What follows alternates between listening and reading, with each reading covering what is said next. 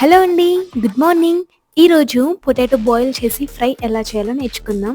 మేము చిన్నగా ఉన్నప్పటి నుంచి ఇప్పటి వరకు మా అమ్మ ఈ కర్రీ చేసి దాంతో పాటు పచ్చి పులుసు పెట్టేది. అబ్బా! ఏమన్నా కాంబినేషన్ అసలు. మా ఇంట్లో అందరికీ బాగా ఇష్టం ఈ కర్రీ. ముందుగా పొటాటోస్ బాయిల్ చేసి 4 విజిల్స్ వచ్చాక పీల్ తీసి పీసెస్ చేసుకొని పక్కన పెట్టుకుందాం.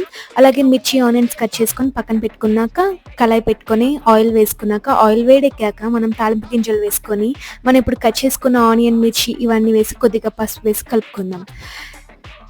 తర్వాతకి మనం 2 టేబుల్ స్పూన్ మిర్చి వేసి సాల్ట్, అలాగే కొద్దిగా జీలకర్ర, మెంతుల పౌడర్, అలాగే ధనియాల పౌడర్ వేసి కొంచెం కలిపిన తర్వాత కొద్దిగా కొత్తిమీర వేసి ఆలు పీసెస్ వేసుకుందాం. మూత పెట్టి 5-7 నిమిషాల వరకు ఆయిల్లో ఉడకనిద్దాం. తర్వాత ఒక్కసారి కలుపుకుందాం. కొత్తిమీర వేసి సర్వ్ చేసుకోవడమే. అంతే అండి, చాలా సింపుల్. ఇలాంటి సులువైన వంటల కోసం మా ఛానల్ని సబ్స్క్రైబ్ చేసుకోండి ప్లీజ్.